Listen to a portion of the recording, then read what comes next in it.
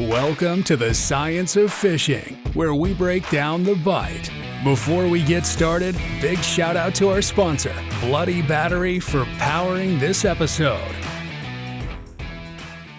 What's going on, everybody? Mark here with a quick episode and an exciting episode with Captain JC Cleare from Team REMIX. We're here to talk about, JC, how was that win at the Jimmy Johnson? It was a nice one. If I was gonna win one, that's the one to win there for sure. It was awesome. Right? It's the largest payout in tournament history, right? Yeah, that's what I keep hearing. As far as I can remember, it's the biggest one I've heard of for sailfish for sure. But yeah, it was, and I didn't really know that until probably like an hour until lines out. But yeah, that was a very nice surprise. That's awesome. So talk to me a little bit about what happened during the tournament. Day one, day two. Break them down for me.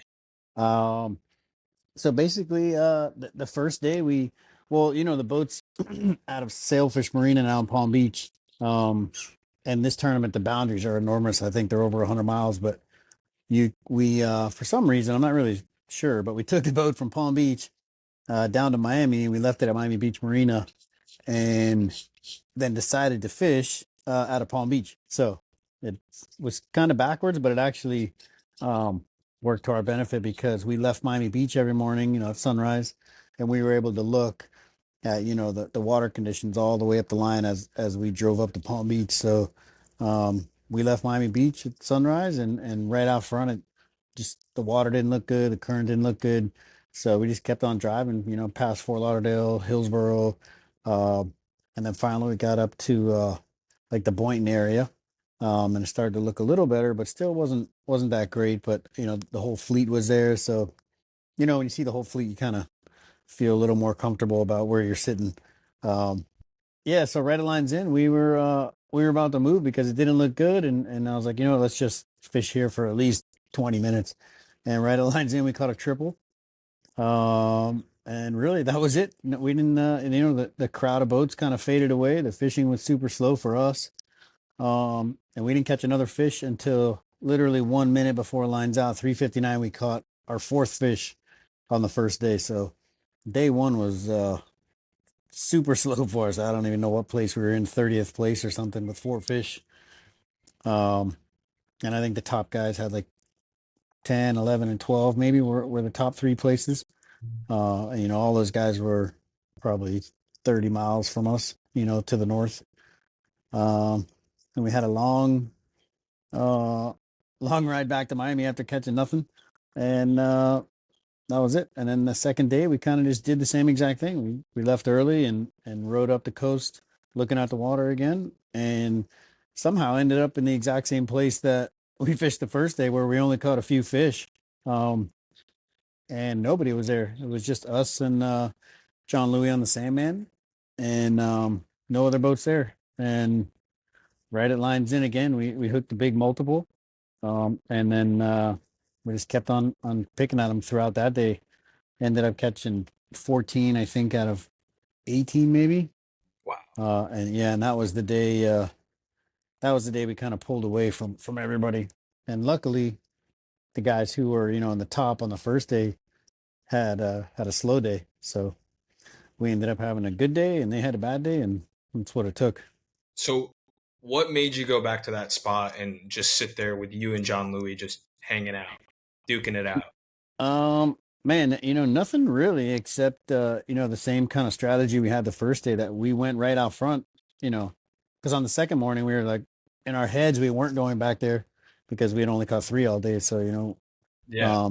but we went right out front, and man, it didn't look good at all. South current and green water, and I was like, well, can't fish here. And then we just did the same thing, kept on going. But on that second day, when we got up there, it actually did look good, where the day before it didn't.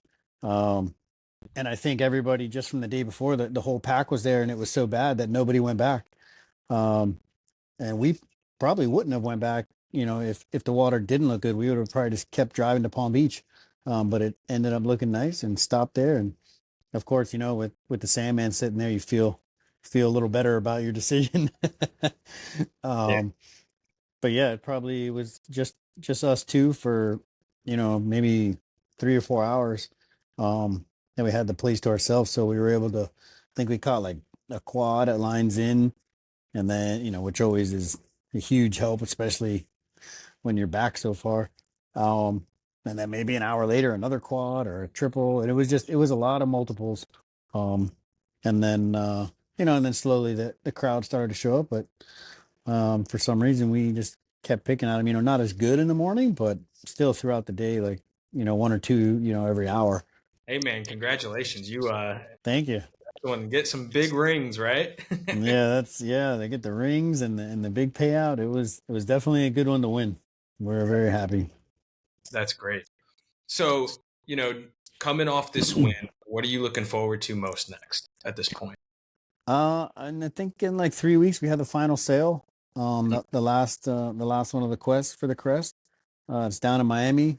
So, that's, even though the boat's in Palm Beach now, I mean, our entire team is from Miami, and that's kind of like our hometown and our backyard. So we're very excited to be able to fish down there, and the boundaries kind of keep us down there. So that's nice. And usually, you do good in a tournament, and more times than not, it kind of rolls into the next couple. So we're hoping that the good juju follows us to the next tournament, and try to do good in one more place up there in the top somewhere. Yes, sir. There you go. Good luck, man. Thank you. I mean, final sales coming up, and then right after that, you're going into the Marlin season, right? So you have SFC's season, Sport Fishing Championship, right? So yeah, you're going to be fishing for the team that was named after you, East Coast Remix, right? Yeah. What are you looking forward to with that, man? I can't wait. I'm very excited. I mean, it's definitely a lot of fishing and a lot of work, but it's definitely exciting.